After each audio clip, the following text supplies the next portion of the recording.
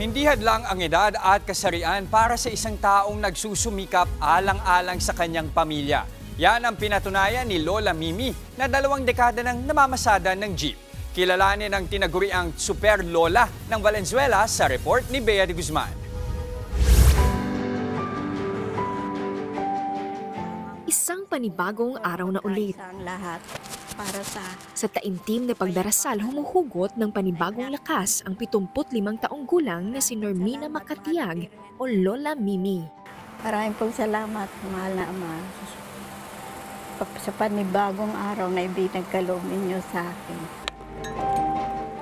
Mag-isa na lamang sa bahay si Lola. Hiwalay na siya sa asawa. Ang kanyang 2 anak naman nasa Nueva Ecija para sa kanyang kapatid na may sakit. May Parkinson's disease si Lola pero di niya raw ito alintana. Ilang sandali pa, pagkatapos ng huling lagok ng kape, nag-aayos agad si Lola. Ito ang jeep ni Lola Mimi. Taong 1996 nang hulugan niya itong bilhin sa halagang 120,000 pesos.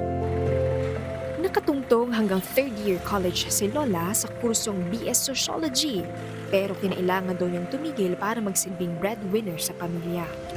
Noon pa man, batak na si Lola Mimi sa trabaho. Marami na rin daw siyang sinubukang negosyo, pero hindi raw niya inakalang papasukin din niya ang pagiging jeepney driver noong 1998. Iniisip ko pagka hindi bumiyahe, nakatenga yung jeep, kaya pinag-aralan ko paano ako makakapag-drive ng jeep. Mahirap mag-drive kasi lahat ng senses mo gumagana eh. Mahirap. Malaki raw ang pasasalamat ni Lola sa kanyang jeep dahil dito niya napagtapos ang mga anak.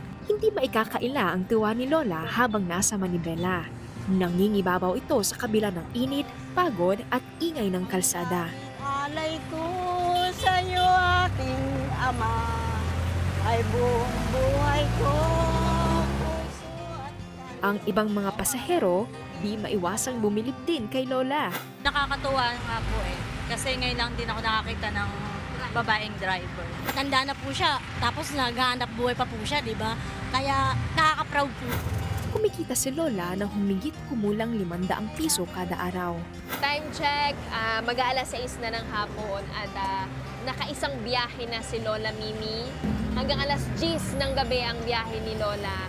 At ganon, araw-araw. Ani Lola, ramdam niya ang mga pagbabago sa katawan habang siya'y tumatanda. Alam daw niyang may ilang nangangamba na rin para sa kanya. Kung hindi ko na kaya ko, sa akong hihinto, hindi na ako kailangan pagsabihin pa ng kahit sino. Sa ngayon, bukod sa nasusustentuhan ni Lola Mimi ang sariling pangangailangan, masaya siyang kahit papaano nakakapagtabi siya ng panggastos para sa mga apong nag-aaral pa at para sa ibang higit na nangangailangan ng tulong. Bea de Guzman, News 5. Mga kapatid, Jess De Los Santos po. Iba na ang may alam at may pakialam sa panahon ngayon. Para sa tuloy-tuloy na balitaan sa Frontline kahit weekend, mag-follow at mag-subscribe